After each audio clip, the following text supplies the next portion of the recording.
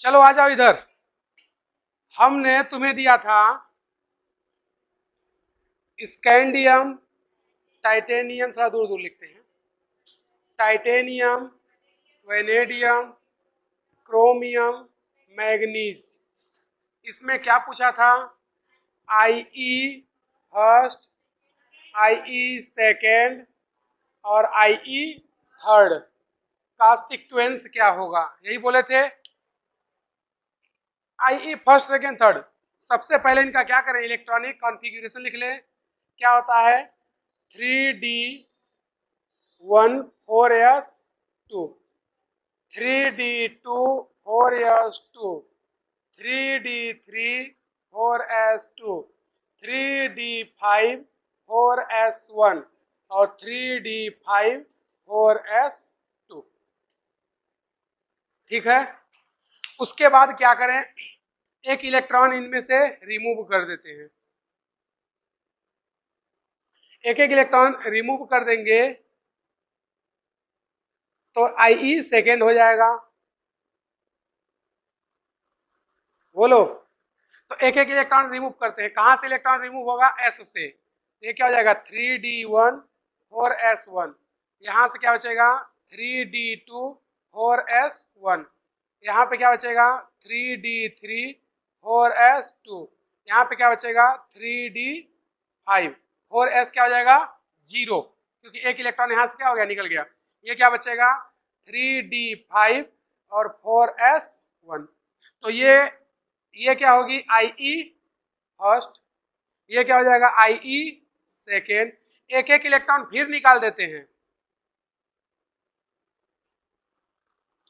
-1 electron remove. तो एक एक इलेक्ट्रॉन रिमूव कर देंगे यहां से। तो अब क्या आ जाएगा हमारे पास? IE third.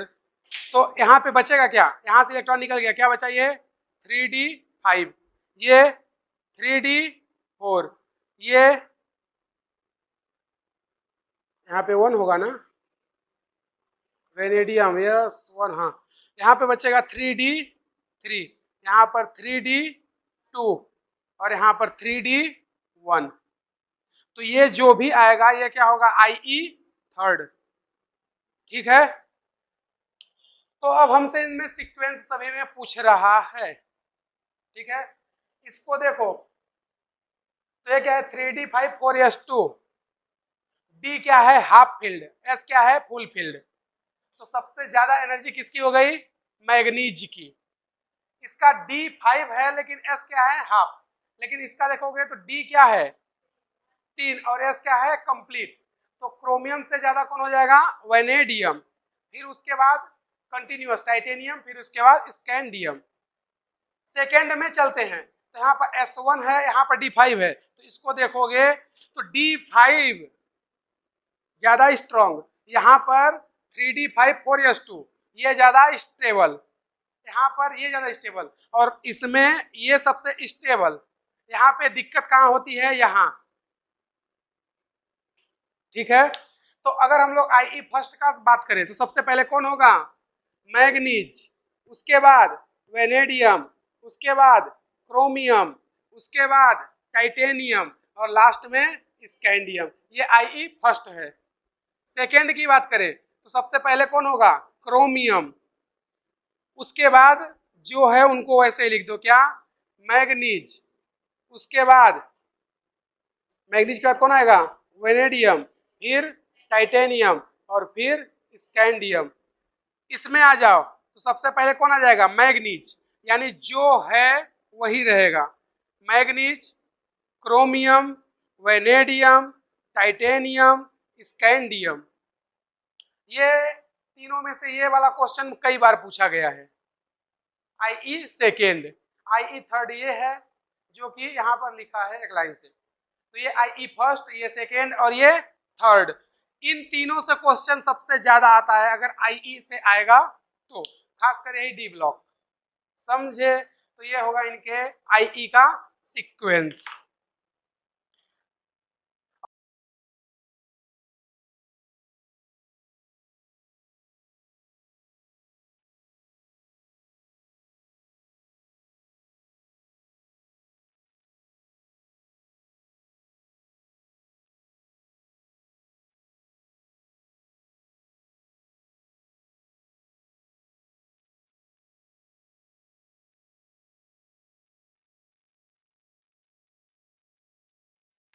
सबसे पहले common configuration,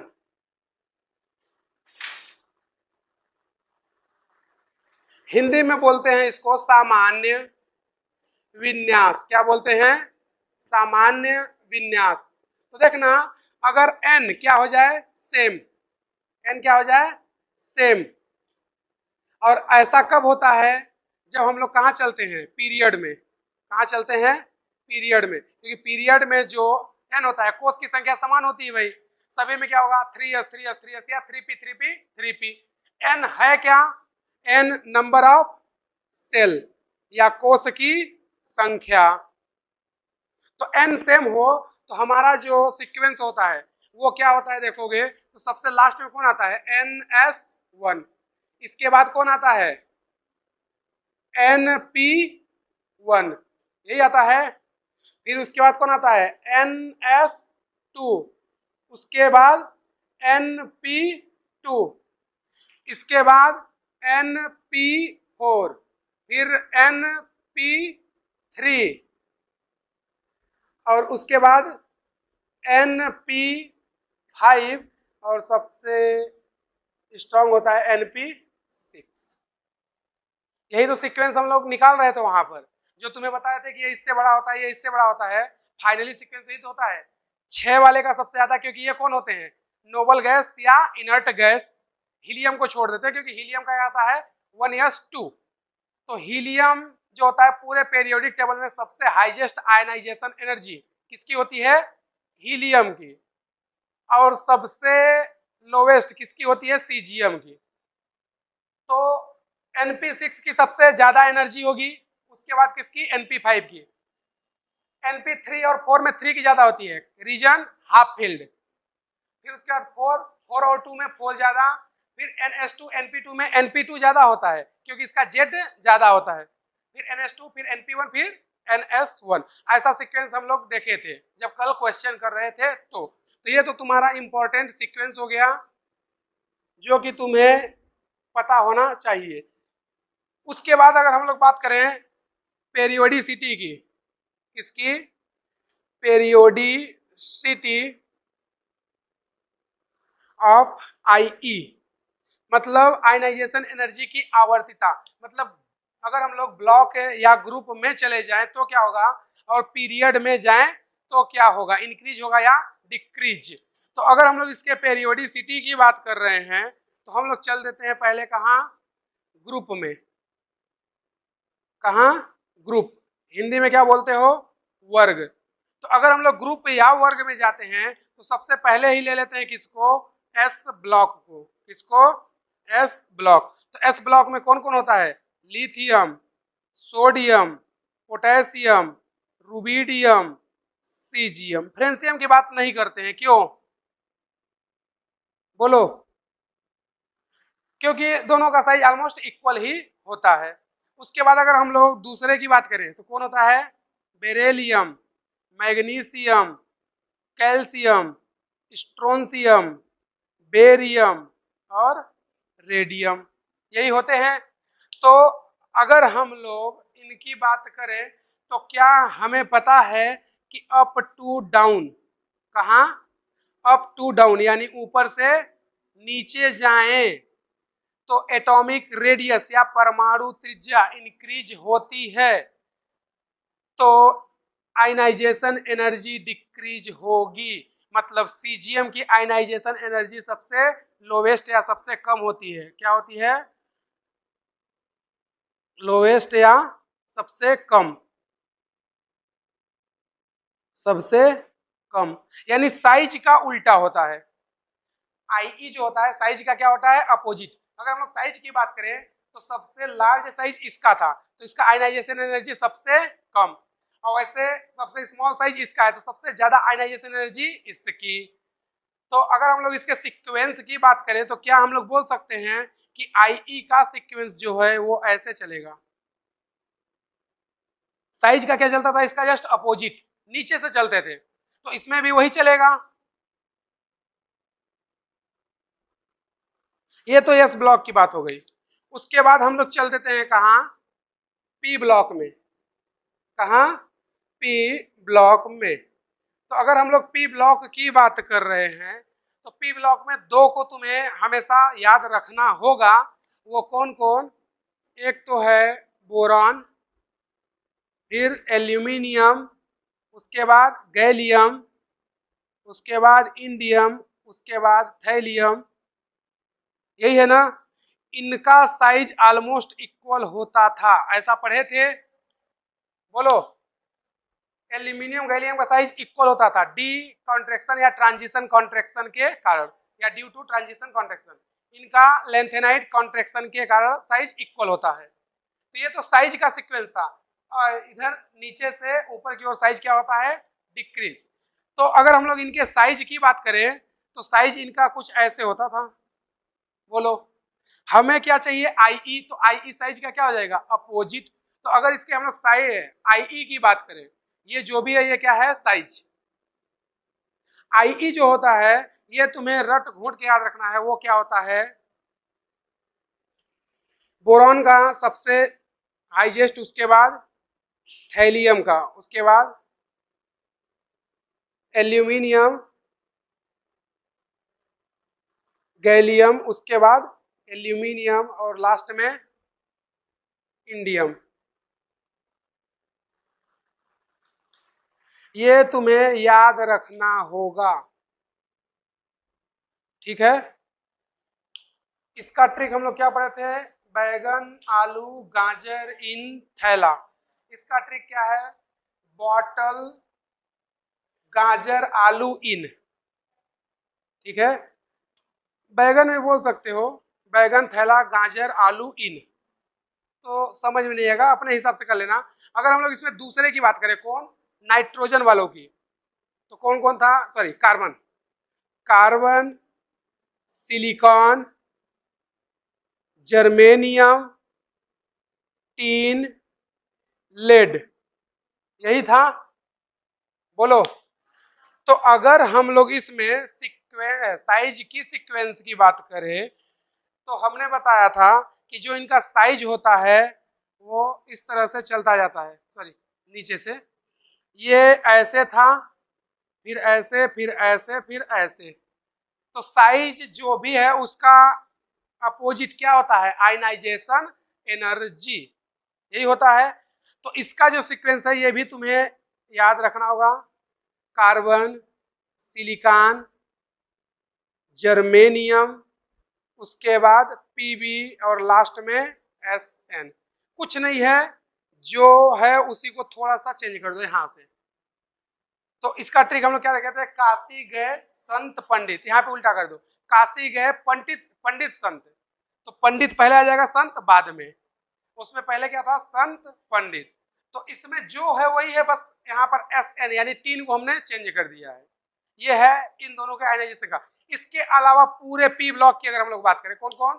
nitrogen, phosphorus, arsenic, antimony, bismuth, oxygen, sulphur, selenium, tellurium, polonium, fluorine, chlorine, bromine, iodine, astatine. ठीक है? और इसके साथ साथ अगर हम लोग बात कर लें इनर्ट गैस की, कौन कौन? हीलियम, हीलियम थोड़ा ऊपर से चालू हो जाएगा। हीलियम, नियॉन, आर्गन, क्रिप्टॉन, इधर जिनॉन, रेडॉन। ओजी को भी लिख सकते हो, कोई दिक्कत नहीं है। तो हमने क्या तुम्हें बताया था कि पूरे पीरियोडिक टेबल में सबसे हाईएस्ट आयनाइजेशन एनर्जी किसकी होगी? हीलियम की। सबसे हाईएस्ट किसकी होती है? हीलियम की। सबसे अधिकतम आयनाइजेशन एनर्जी या हाईएस्ट आयनाइजेशन एनर्जी किसकी होगी? हीलियम की। सबसे लोएस्ट किसकी होती है? सीजियम की। ठीक है? उसके बाद अगर हम लोग इनकी बात करें चारों की, क्योंकि बोरान फैमिली और कार्बन फैमिली को तो हम लोग यहाँ रीड कर लिए, अगर इनकी बात करें तो इनमें भी वही रूल अप्लाई कर देते हैं। क्या? साइज वाला। हमने क्या बताया था? अप टू डाउन चलेंगे तो साइज क्या होता है? इंक्रीज होता है। अप टू डाउन चलने पर साइज या एटॉमिक रेडियस क्या होगा? इंक्रीज होगा, तो आयनाइजेशन एनर्जी ये क्या होगी, डिक्रीज होगी। मतलब सबसे हाई आयनाइजेशन एनर्जी ऊपर वालों की होगी और सबसे लो नीचे वालों की। अगर सीक्वेंस की बात कर दे तो सीक्वेंस भी हम बता सकते हैं।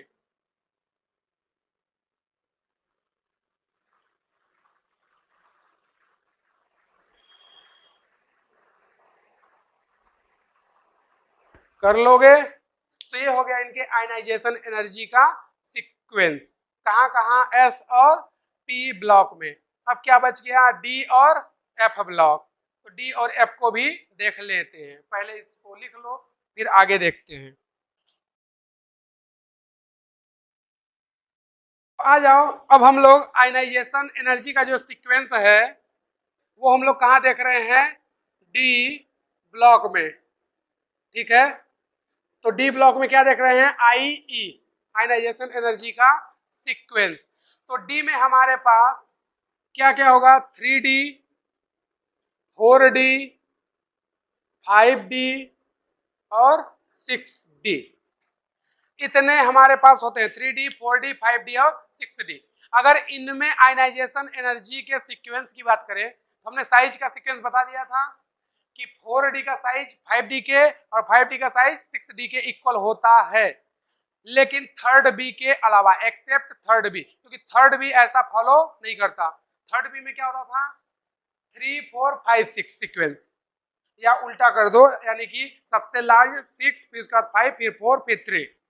तो जो थर्ड बी या वर्ग 3 था, उस ग्रुप 3 में स्कैंडियम और इट्रियम, लैंथेनम और एक्टिनम ये था। वो लोग इसको फॉलो नहीं करते थे, बाकी सभी लोग इसको फॉलो करते थे। तो अब हमारे पास आ गया क्या, आयनाइजेशन एनर्जी। तो साइज का अपोजिट क्या होता है, आयनाइजेशन एनर्जी। भाई साइज का अपोजिट क्या होगा, आयनाइजेशन एनर्जी। तो साइज सबसे लार्ज किसकी थी, एक्टिनाइड की, यानी कि 6D की। और सबसे स्मॉल साइज किसकी थी, स्कैंडियम की, यानी 3D की। तो हमारे एनर्जी का सीक्वेंस क्या हो जाएगा, सबसे लार्जेस्ट या सबसे हाईएस्ट एनर्जी 3D की, किसकी, 3D की, उसके बाद 4D, उसके बाद 5D और लास्ट में 6D। लेकिन ऐसा केवल थर्ड बी ही फॉलो करता है। थर्ड बी बोलते हैं, सेकेंड बी बोलते हैं, first A, first B, second, हाँ थर्ड बी, या इसी को हम लोग क्या बोलते हैं, ग्रुप 3। केवल यही लोग इसको फॉलो करेंगे। तो बाकी लोग क्या करेंगे, कौन कौन, 4, 5, 6, 7, 8, 9, 10, 11 और 12। वो लोग अब क्या करेंगे, तो वो लोग जस्ट अपोजिट हो जाते हैं। क्या, 4, 5, 6 एंड 10 ग्रुप। ये IUPAC वाला ग्रुप है, ध्यान रखना। कौन कौन, 4, 5, 6 और 10। ये लोग क्या करते हैं, ये इसका उल्टा फॉलो करते हैं। क्या, 6D, फिर 5D, फिर 4D और उसके बाद 3D। तो अब बचा कौन कौन, 7, 8, 9, 11 एंड 12। तो वो लोग क्या करेंगे, हमारे पास अब बचा कौन कौन, 7, 8, 9, 11 एंड 12, यही ग्रुप बचे हैं। तो इनके लिए अगर हम लोग IE की बात करें तो एक तो ये हो गया 3, 4, 5, 6, दूसरे में उसका उल्टा कर दो, 6, 5, 4, 3। तो अब जो बचा कौन, 7, 8, 9, 11 और 12।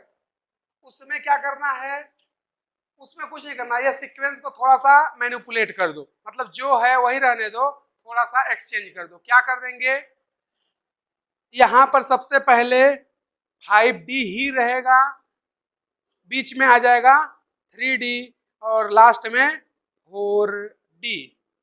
ये सीक्वेंस हो जाएगा। तो 3, वो ग्रुप 3 के लिए क्या होता है, 3, 4, 5, 6, इसका 4, 5, 6 और 10 के लिए क्या होगा, जस्ट इसका अपोजिट। तो बचा कौन, 7, 8, 9, 11 एंड 12। उसमें क्या कर दो, 3D को बीच में ला दो, बाकी को अगल बगल में कर दो, तो ये हो जाता है इसके सीक्वेंस का ऑर्डर। अब देखना क्वेश्चन जो आया था तुम्हारे नीट में, वो क्वेश्चन पूछा था मरकरी, कैडमियम एंड जिंक में आईई फर्स्ट का सीक्वेंस क्या होगा। ठीक है, क्वेश्चन पूछा था मरकरी, कैडमियम और जिंक में आईई फर्स्ट का सीक्वेंस क्या होगा। तो देखना मरकरी, कैडमियम, जिंक ये सभी की अगर हम लोग बात करें तो ये कहाँ आते हैं, ग्रुप 12 में। किस में आते हैं, ग्रुप 12 में, या इसी को हम लोग क्या बोलते हैं, सेकेंड बी, यही बोलते हैं।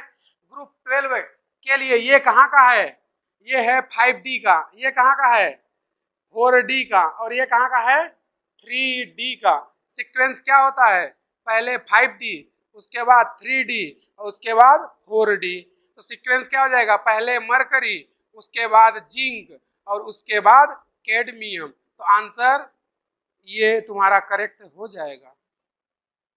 नहीं समझे, तो ये क्वेश्चन तुम्हारा नीट में आया था।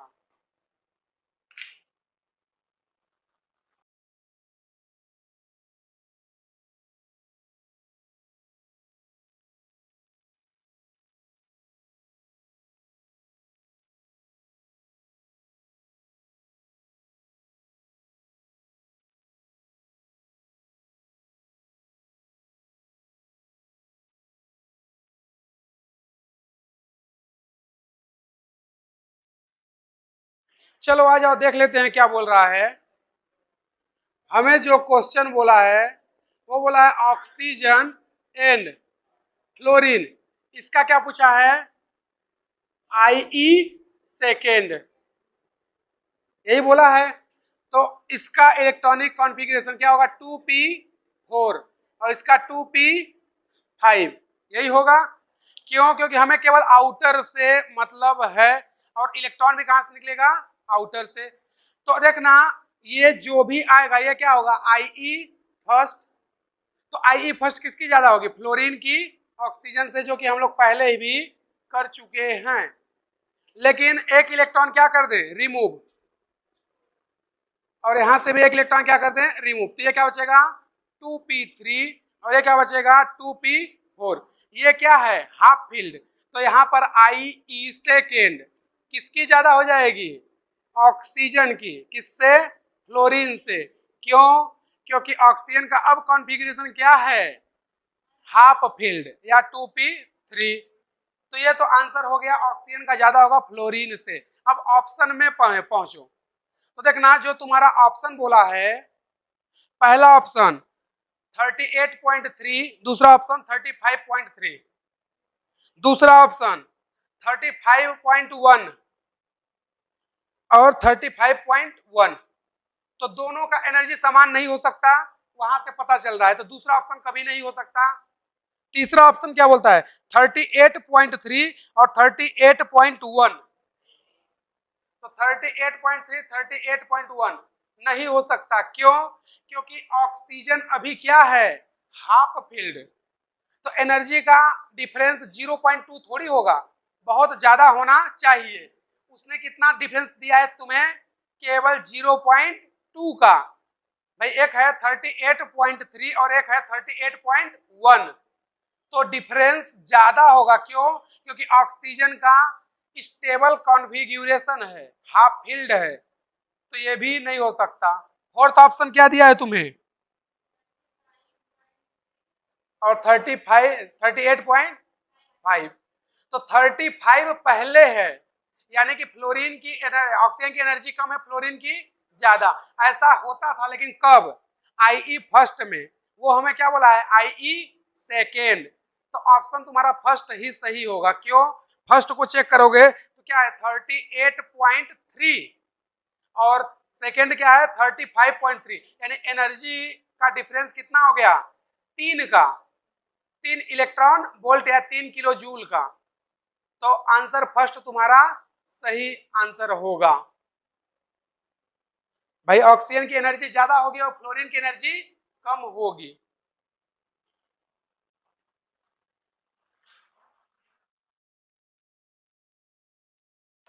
तो देखना हम लोग अब क्या पढ़ रहे हैं, एप्लीकेशन ऑफ आईई या आयनन ऊर्जा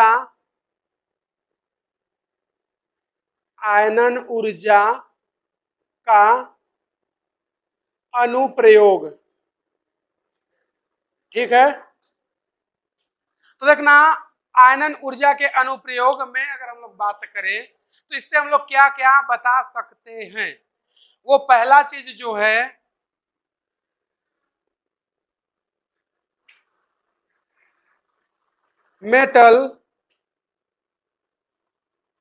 मेटैलिक बोल देते हैं, मेटैलिक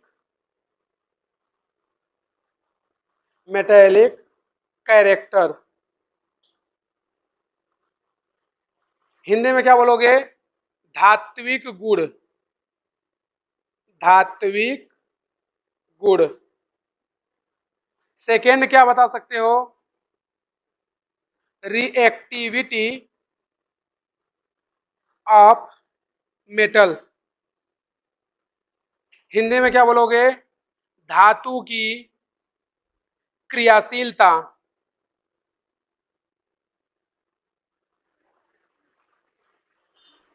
तो ये चीजें हम लोग आईई से बता सकते हैं। कैसे बताएंगे, देखना हमने क्या बोला कि ये जो भी है ये सब डायरेक्टली प्रोपोर्शनल होता है किसके, आईई के। यानी जिसका आईई जितना ज्यादा उसकी रिएक्टिविटी उतना ही ज्यादा होगी। तो अब हम लोग इसको देख लेते हैं कैसे होता है। हमने लिया इधर लिथियम, इधर सोडियम, पोटेशियम, रुबिडियम, सीजियम और फ्रेंसियम, इसको रहने ही देते हैं। अगर इन सभी की हम लोग बात करें, ठीक है, तो इन सभी की बात अगर हम लोग करते हैं तो lithium, sodium, potassium, rubidium, caesium, जब हम लोग अप टू डाउन जाते हैं, कहाँ, अप टू डाउन या ऊपर से नीचे, तो जब अप टू डाउन जाते हैं तो एटॉमिक रेडियस क्या होता है, इंक्रीज होता है। क्या होता है, इंक्रीज होता है। अच्छा इसको 1/, लिख देना 1/I। एटॉमिक रेडियस क्या होगा, इंक्रीज होगा। जेट इफेक्टिव तो कांस्टेंट होता है, ये तो पता है। एटॉमिक रेडियस इंक्रीज होगा तो इससे होगा क्या, इससे होगा ये कि साइज भी क्या होगा, इंक्रीज होगा। यानी कि सबसे लार्ज साइज सीजियम का, सबसे स्मॉल साइज लिथियम का, ऐसा होता है। तो अगर ऐसा होता है तो यहां पर हम लोग बोल सकते हैं tendency of electron losing, Hindi में बोलते हैं इलेक्ट्रॉन त्यागने की प्रवृत्ति, त्यागने की प्रवृत्ति। मतलब ये क्या बोलना चाहता है, ये भी इंक्रीज होगा। मतलब ये बोलना चाहता है कि अगर किसी का एटॉमिक रेडियस या साइज इंक्रीज होता है तो लूजिंग ऑफ इलेक्ट्रॉन टेंडेंसी या इलेक्ट्रॉन त्यागने की प्रवृत्ति भी इंक्रीज होती है। मतलब जिसका साइज जितना लार्ज होगा वो इलेक्ट्रॉन उतना ही इजीली रिमूव कर देगा, यानी कि उससे इलेक्ट्रॉन निकालना उतना ही आसान, यानी उसकी आयनाइजेशन एनर्जी सबसे कम। तो अगर ऐसा है तो उससे क्या होगा, उससे होगा ये कि रिएक्टिविटी ऑफ मेटल, क्या, रिएक्टिविटी ऑफ मेटल, यानी कि धातु की क्रियाशीलता भी क्या होगी, इंक्रीज होगी। तो उससे होगा क्या मेटैलिक कैरेक्टर, मेटैलिक कैरेक्टर ये भी क्या होगा, इंक्रीज होगा। ये भी क्या होगा, इंक्रीज होगा। क्यों, क्योंकि जो आईई होता है वो क्या होता है, डिक्रीज होता है। तो इससे सीधा सा ये समझ में आया कि अगर अप टू डाउन जाते हैं तो परमाणु त्रिज्या या एटॉमिक रेडियस बढ़ती है, तो परमाणु का आकार या परमाणु का साइज भी बढ़ेगा। तो इलेक्ट्रॉन त्यागने की प्रवृत्ति या टेंडेंसी ऑफ इलेक्ट्रॉन ये भी क्या होगा, बढ़ेगा। मतलब इलेक्ट्रॉन को बहुत इजीली रिमूव कर सकते हैं। तो लिथियम और सीजियम तक में सबसे जल्दी इलेक्ट्रॉन कौन देगा, सीजियम। सबसे लेट में कौन देगा, लिथियम। यानी कि इसको एनर्जी सबसे ज्यादा रिक्वायर्ड होगी और इसको एनर्जी सबसे कम रिक्वायर्ड होगी। आगे चलते हैं, रिएक्टिविटी ऑफ मेटल यानी कि धातु की क्रियाशीलता बढ़ेगी और मेटेलिक कैरेक्टर यानी कि धात्विक लक्षण बढ़ेगा। तो सबसे अच्छा मेटल कौन होगा? सीजियम। उससे कम ये, उससे कम ये, उससे भी कम ये और उससे भी कम ये, यानी इनकी क्रियाशीलता भी बढ़ती जाती है। तो सबसे ज्यादा क्रियाशील सीजियम, उसके बाद रुबिडियम, फिर पोटेशियम, फिर सोडियम, फिर लिथियम। तो इनका जो ऑक्साइड हाइड्रोक्साइड होता है उनमें भी ऐसी ही कहानी होती है। जो सीजियम का ऑक्साइड या हाइड्रोक्साइड होता है वो सबसे स्ट्रॉन्ग बेसिक होता है, सबसे प्रबल क्षारी होता है, यानी कि मेटेलिक कैरेक्टर या धात्विक लक्षण बढ़ेगा तो उसका ऑक्साइड या हाइड्रोक्साइड की बेसिसिटी या क्षारीयता भी बढ़ती है। इसलिए पूरे पीरियोडिक टेबल में सबसे स्ट्रॉन्ग बेस कौन होता है? Caesium hydroxide, CsOH। क्यों? क्योंकि इसका मेटेलिक कैरेक्टर सबसे ज्यादा है। क्यों ज्यादा है? उन सभी का रीजन ये है, समझे? तो मेटेलिक कैरेक्टर इंक्रीज होगा तो उसका ऑक्साइड हाइड्रोक्साइड इन सभी की बेसिसिटी भी क्या होती है? इंक्रीज होती है। समझे? तो लिख लो।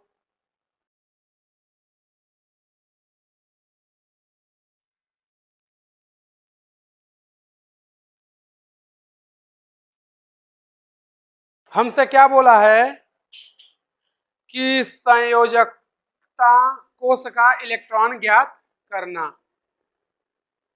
संयोजकता कोश का इलेक्ट्रॉन ज्ञात करना, या इसी को बोल सकते हैं find out of valency cell electron.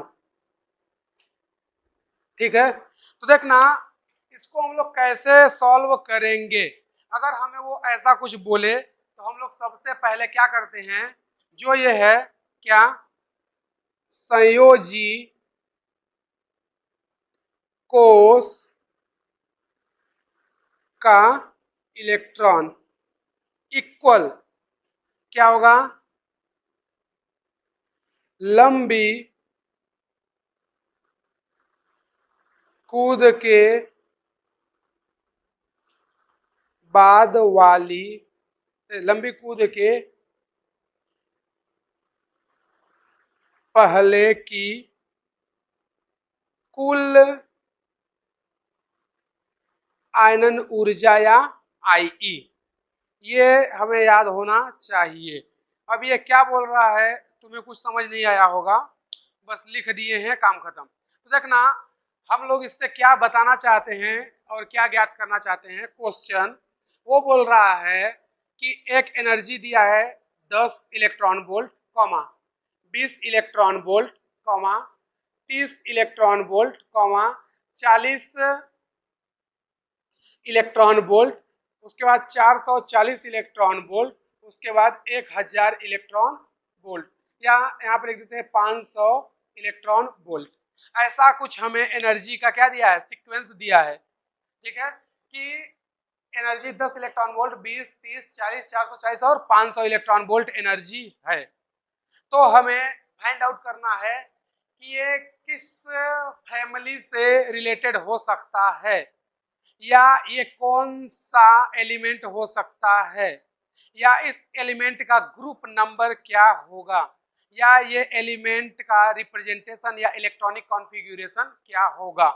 इन सभी क्वेश्चनों का आंसर कैसे देंगे, हमने यहाँ पे लिखा है संयोजी कोश का इलेक्ट्रॉन बराबर लंबी कूद के पहले की कुल IE। तो देखोगे 10, फिर 20, फिर 30, फिर 40, मतलब सभी के बीच में अंतर केवल 10 का है। 10 से 20 के बीच में डिफरेंस कितना है? 10। 20 से 30 के बीच में डिफरेंस कितना है? 10। 30 से 40 में डिफरेंस कितना है? 10। लेकिन जैसे ही 40 से कहां पहुंच गए? 440, कितना डिफरेंस हो गया? यहाँ पर 400 का डिफरेंस हो गया। तो ये हो गया हमारा लंबी कूद, मतलब एनर्जी अचानक से इंक्रीज हो गई। 40 से सीधे क्या हो गया? 440। तो एनर्जी जहां पे अचानक से इंक्रीज होगी उससे पहले की कुल एनर्जी कितनी है? 1, 2, 3, 4। टोटल एनर्जी कितनी है? 4। एक है 10, दूसरी है 20, तीसरी है 30 और चौथी है 40। तो हम लोग बोल सकते हैं यहां से वैलेंसी सेल इलेक्ट्रॉन क्या हो जाएगा 4। इसका मतलब कि उसके वैलेंसी सेल या बाह्यतम कोष या आउटर सेल में 4 इलेक्ट्रॉन रहे होंगे। भाई संयोजी कोष को क्या बोलते हैं आउटर मोस्ट सेल।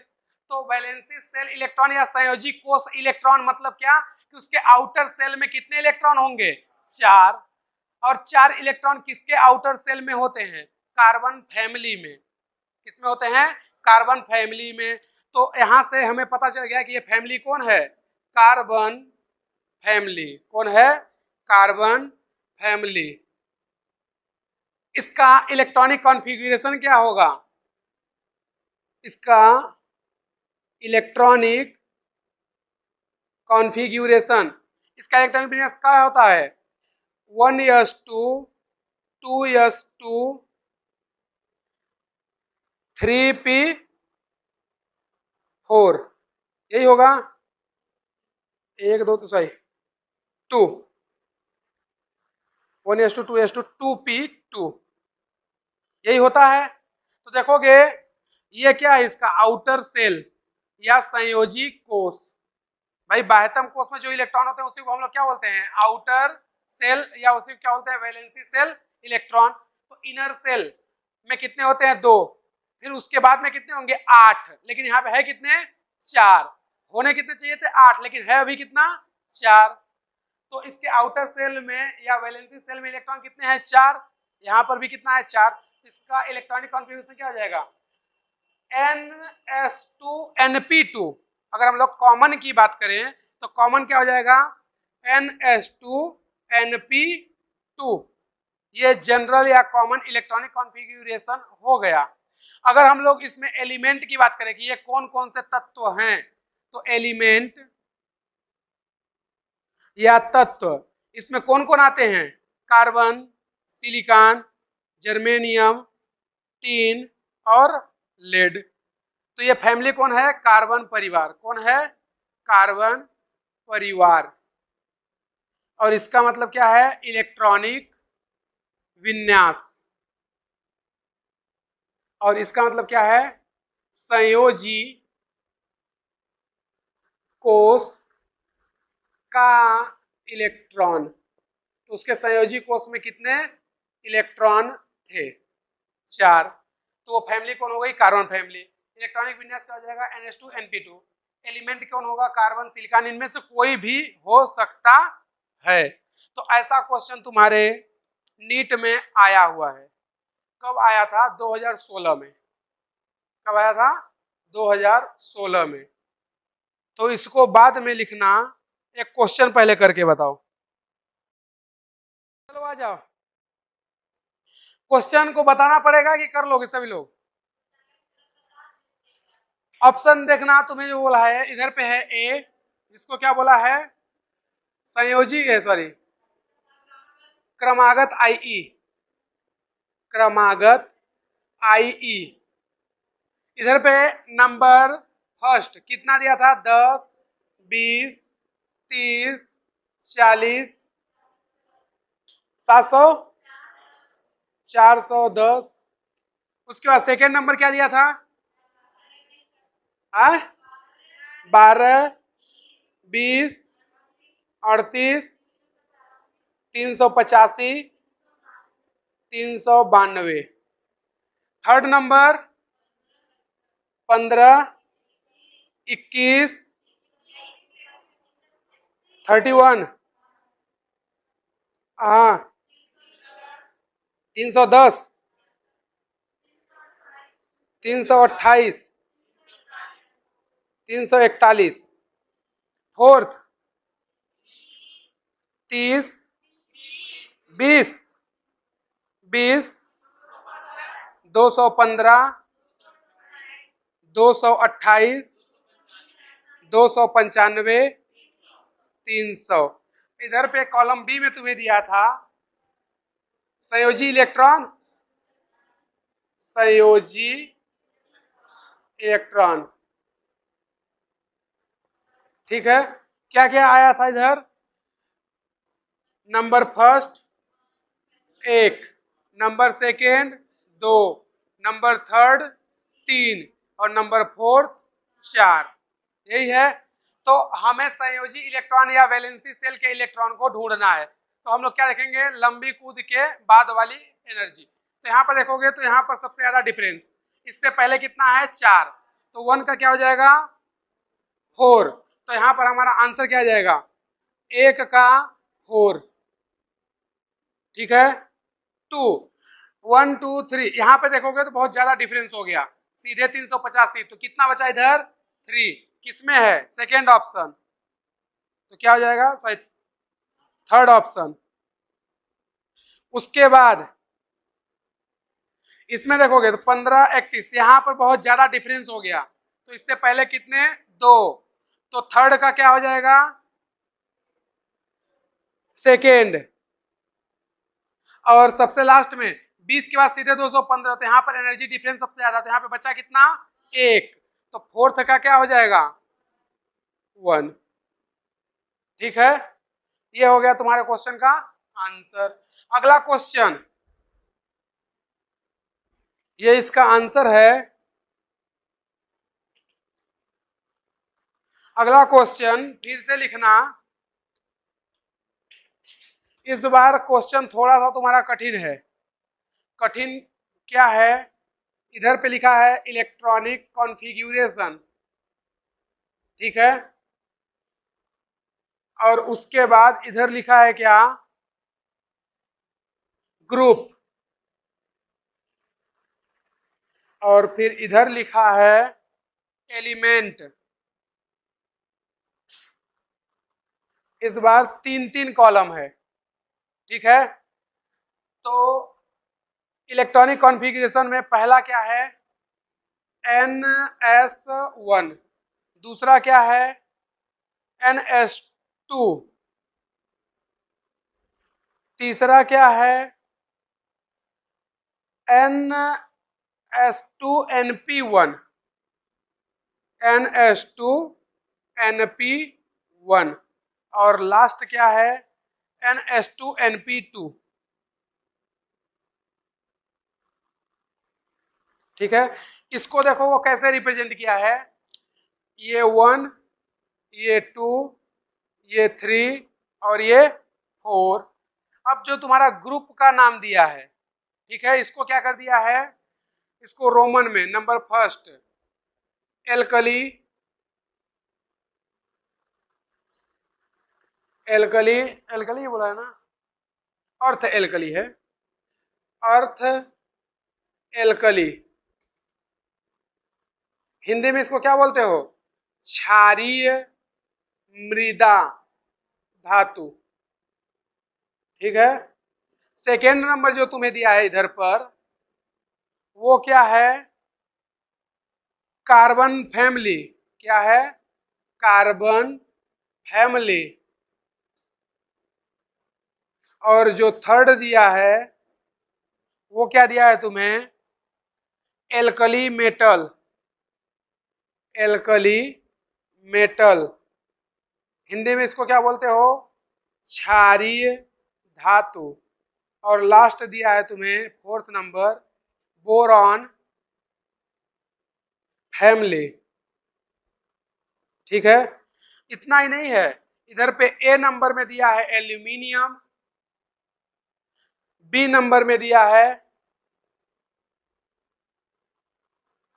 बी तुम्हें क्या दिया है सोडियम, सी जो तुम्हें दिया है वो है सिलिकॉन, और जो डी दिया है वो है मैग्नीशियम। मतलब अब तुम्हें 3 कॉलम दे दिया मैच करने को, ऐसा। तो आ जाओ देख लेते हैं इसका आंसर क्या आएगा। देखोगे NS1, ये किसका इलेक्ट्रॉनिक कॉन्फ़िगरेशन होता है एल्कली मेटल या क्षारीय धातु होगा, और इसमें क्षारीय धातु कौन है सोडियम, तो हमारा जो एक है इसका क्या होगा इधर थर्ड, और इसके साथ साथ क्या होगा इधर पर बी, ठीक है। उसके बाद अगला सेकेंड NS2, ये किसका होता है अर्थ एल्कली का, यानी क्षारीय मृदा, क्षारीय मृदा इसमें कौन है मैग्नीशियम, तो 2 का क्या हो जाएगा 2 का होगा फर्स्ट और इधर पे क्या होगा डी। उसके बाद थर्ड NH2NP1, तो ये किसका होता है बोरॉन फैमिली का, तो ये है बोरॉन, तो 3 का क्या हो जाएगा 4, और बोरॉन इसमें से किधर है एल्यूमिनियम, तो इसका क्या हो जाएगा ए। और फोर्थ नंबर ये किसका होता है कार्बन फैमिली का, तो 4 हो जाएगा सेकेंड का, और कार्बन फैमिली कौन है ये सिलिकॉन में, तो ये हो गया सी। ऐसे होगा इसका आंसर।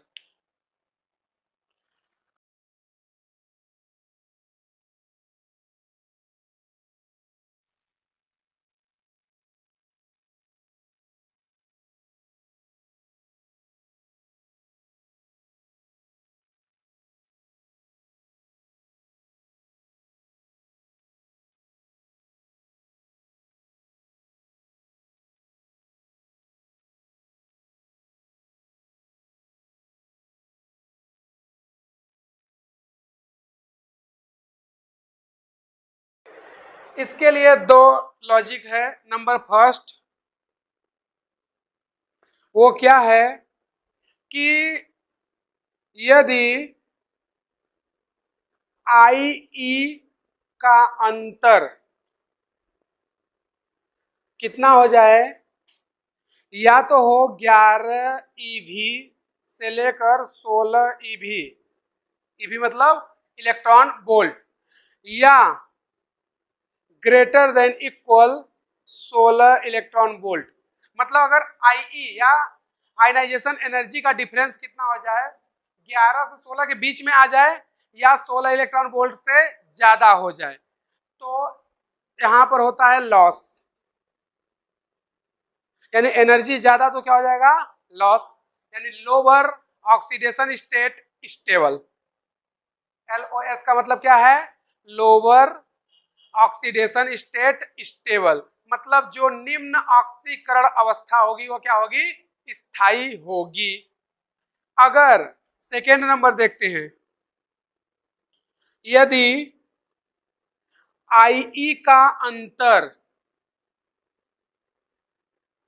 क्या हो जाए लेस देन इक्वल कितना 11 इलेक्ट्रॉन वोल्ट, मतलब 11 से कम हो जाए, less than equal 11 electron volt है, तो होस मतलब हायर ऑक्सीडेशन स्टेट स्टेबल होगा। कैसे देखना, हम यहाँ पे क्या कर रहे हैं, ये एक मेटल है जिसमें हमने IE फर्स्ट दिया और ये बन गया M+1, हमने IE सेकेंड दिया ये बन गया M+2, हमसे बोल रहा है M+1 और M+2 में स्टेबिलिटी सबसे ज्यादा किसकी होगी 1 या 2 की। स्टेबिलिटी हमसे पूछ रहा है, एनर्जी या साइज नहीं पूछ रहा है। तो हम क्या बता दे रहे हैं, हम बोलते हैं कि इसके और इसके बीच का जो एनर्जी डिफरेंस है डेल्टा IE वो कितना है 6 इलेक्ट्रॉन वोल्ट, और इसके बीच में जो एनर्जी का डिफरेंस है डेल्टा IE वो है 18 इलेक्ट्रॉन वोल्ट। ऐसा हमें क्वेश्चन बोल रहा है, ठीक है, कि इससे और इससे जो एनर्जी का डिफरेंस है वो कितना है 6 इलेक्ट्रॉन वोल्ट, और इसका एनर्जी डिफरेंस कितना है 18 इलेक्ट्रॉन वोल्ट। हमें क्या पूछा है M+1 और M+2 में स्टेबिलिटी किसकी ज्यादा होगी, तो यहाँ पर देखोगे तो एनर्जी का डिफरेंस कितना आ गया 18 इलेक्ट्रॉन वोल्ट, यानी कि हमारे 16 इलेक्ट्रॉन वोल्ट से क्या है ज्यादा, और जब 16 से ज्यादा हो तो कौन स्टेबल होता है लॉस, यानी लोअर ऑक्सीडेशन स्टेट। तो लोअर कौन है +1 की +2 +1, तो स्टेबल कौन होगा +1, ये क्या है स्टेबिलिटी, ये क्या है स्टेबिलिटी का सीक्वेंस। उसी तरह एक बार क्वेश्चन आया था नीट में, वो क्वेश्चन क्या था वो बोला था Al+1 Al+2 और Al+3 में स्टेबिलिटी का सीक्वेंस क्या होगा? अगर हमसे एनर्जी का पूछता तो बता देते। सबसे ज्यादा जिसकी एनर्जी होगी, तो हमने बताया था अगर सेम एटम है, डिफरेंट चार्ज है, तो जिसका चार्ज ज्यादा उसकी Ie भी ज्यादा, यानी कि सबसे ज्यादा Ie इसकी, फिर इसकी, फिर इसकी। अगर साइज पूछता तो जिस पर चार्ज जितना ज्यादा उसका साइज उतना ही छोटा, यानी कि सबसे बड़ा ये, फिर ये, फिर ये। लेकिन हमसे ना तो साइज पूछा है ना ही Ie। अगर पूछता तो हम बता देते, लेकिन हमसे क्या पूछा है? स्टेबिलिटी। क्या पूछा है?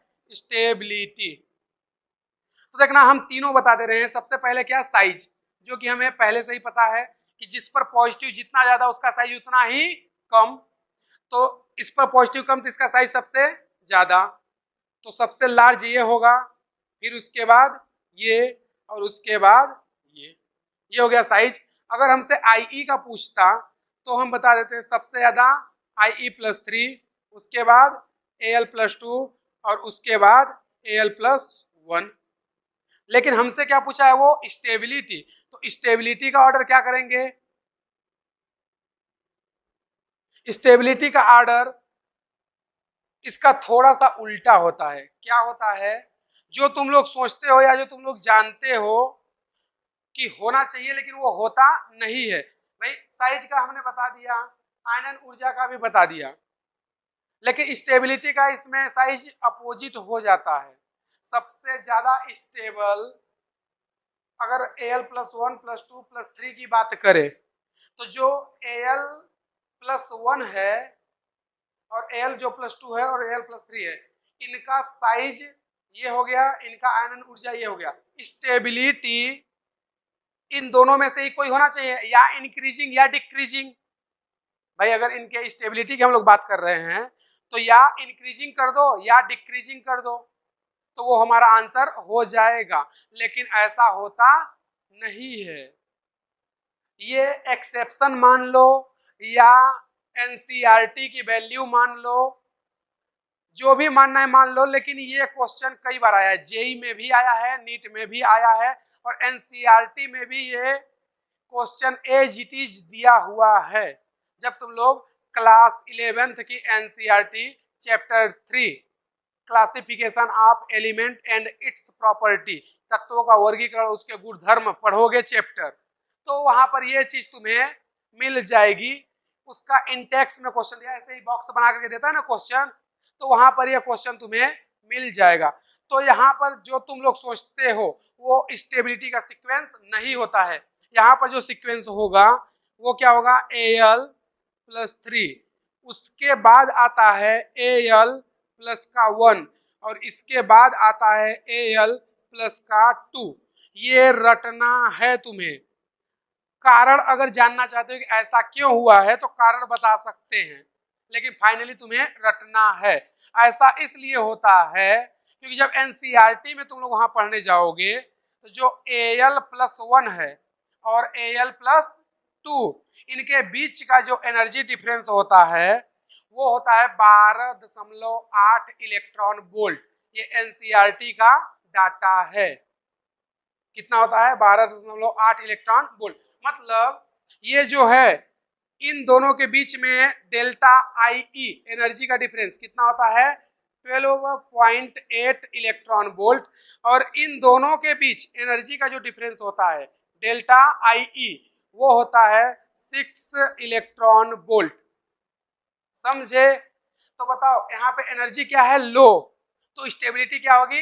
हायर ऑक्सीडेशन की। तो यहाँ पर एनर्जी सबसे कम तो स्टेबिलिटी सबसे ज्यादा वाले की। ठीक है, तो इन दोनों में तो कंपैरिजन कर दिए किया होगा।